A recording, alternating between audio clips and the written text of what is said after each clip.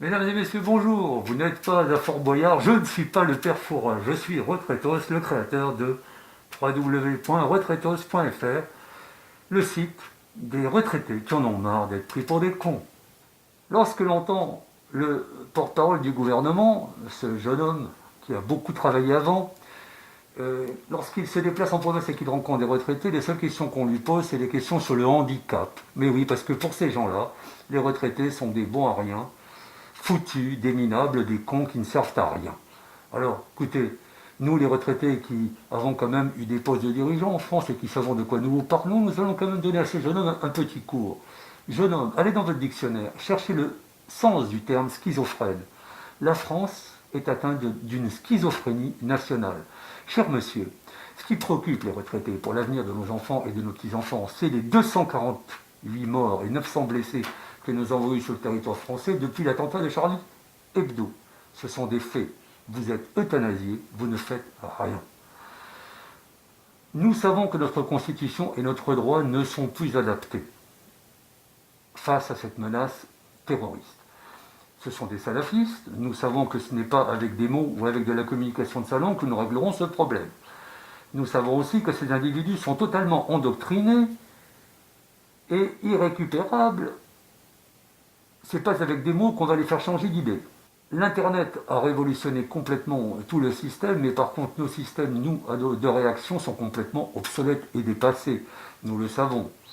On parle de droit alors que nous avons affaire à des gens qui sont sans foi ni loi et qui se foutent totalement du droit et qu'en aucun cas ils ne chercheront à se réinsérer dans la société française, qu'ils agonisent.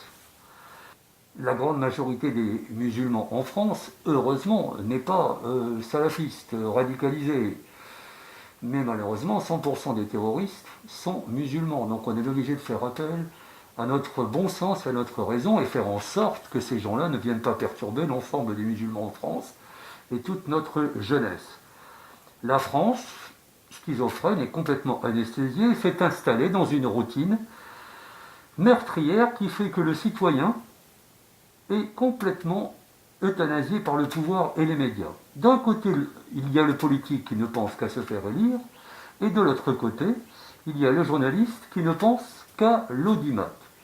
Il nous faut donc rassembler afin de prouver notre force et en nous adaptant très vite et en légiférant vite et en agissant vite. La Constitution et le droit doivent s'adapter à cette menace et non l'inverse.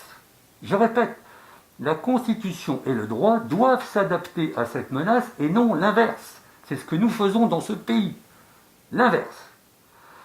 Notre bonne fiche S, que tout le monde décrit et qui est très utile, est complètement neutralisée par l'immobilisme du législateur, la peur des juges et la peur des politiques.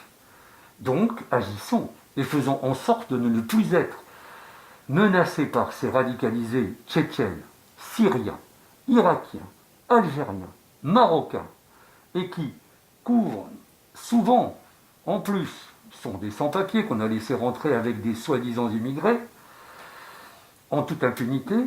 Nous devons agir immédiatement et de prendre dès demain les 10 mesures suivantes, et qu'on ne vienne pas me dire que ce n'est pas possible.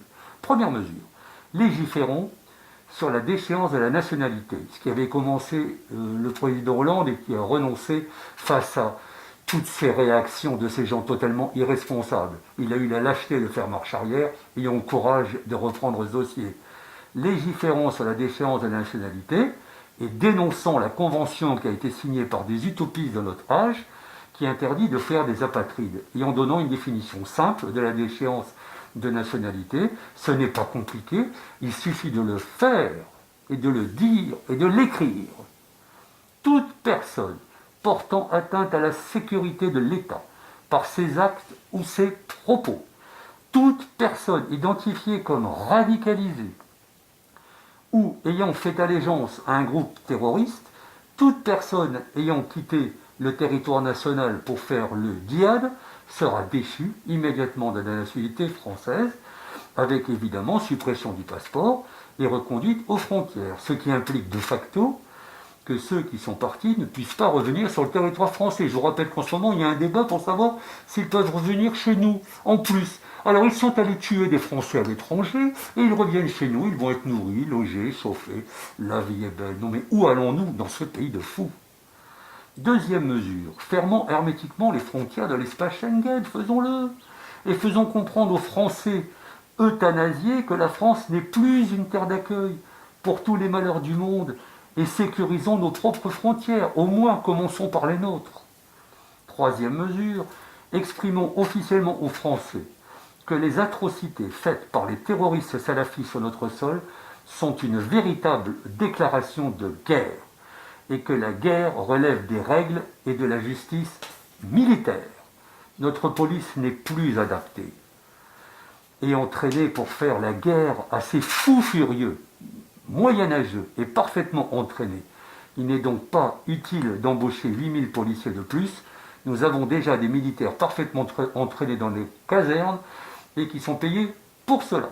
Quatrième mesure, fermons les mosquées salafistes immédiatement et ordonnons au Conseil français du culte musulman qui ramène sa presse tout le temps de commencer à faire le ménage chez lui et de dénoncer aux autorités françaises tous ces imams salafistes qui pourrissent leurs mosquées. Ils en sont responsables, ces gens-là. Ils parlent leur langue, ils les connaissent, alors qu'ils les dénoncent, mais ils ne le font jamais.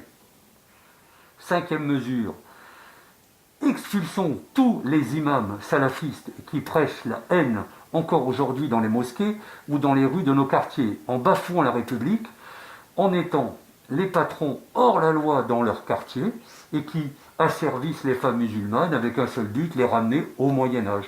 Et oui, mesdames et messieurs, au jour d'aujourd'hui, vous avez des gens dans les quartiers en France qui font la loi, c'est pas la police qui l'a fait, ce sont ces salafistes qui règnent en maître, en parfaite impunité.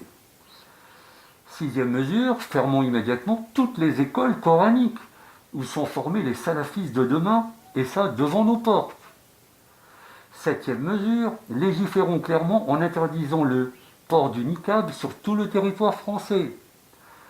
Huitième mesure, interdisons la double nationalité qui permet à ces terroristes de jouer sur tous les tableaux, de vivre au crochet de la République et ne rien faire pour elle. Pour ceux qui sont déjà dans le tas d'avoir une double nationalité, on leur laisse 6 mois pour choisir entre leur nationalité et la nationalité française, sinon ils dégagent immédiatement.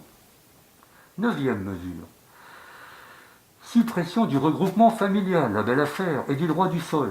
Tout enfant né sur le territoire français de parents étrangers n'aura plus systématiquement la nationalité française qu'il doit mériter, et non pas en hériter tout simplement. Dixième mesure, expulsons dans les 24 heures tout demandeur d'asile qui a fait l'objet d'un refus de l'autorité compétente, après que son dossier ait été scanné par la DGSI, la DGSE. Il y a un refus, c'est 24 heures pour le mettre dehors, c'est pas 2 ans après. Alors écoutez, commencez par faire cela.